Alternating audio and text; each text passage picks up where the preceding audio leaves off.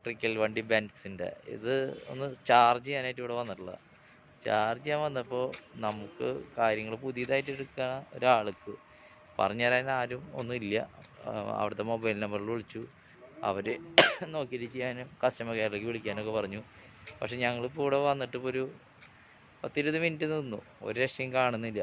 ഓഫീസിൽ കയറി, വൈദ്യുതി ഭവൻ തൃശ്ശൂരാണ്. പക്ഷേ നമ്മൾ വിളിച്ച് ചോദിച്ചിട്ടും ഇതൊന്നും ഇതാവണില്ല. ഈ നമ്പറുകളിലും വിളിച്ചു. അപ്പോൾ നമുക്കിപ്പോൾ എന്താണെന്ന് വെച്ച് കഴിഞ്ഞാൽ ഇത്രയും വില കൂടിയൊരു വണ്ടി ഇതൊന്ന് ചാർജ് ചെയ്യാനുള്ള സൗകര്യം നമുക്കില്ല. ഇതെന്താണ് ഇപ്പോൾ വേറൊരു വണ്ടി ഇവിടെ ചാർജ് ചെയ്ത് നടന്നുകൊണ്ടിരിക്കുന്നുണ്ട്, KCBയുടെ.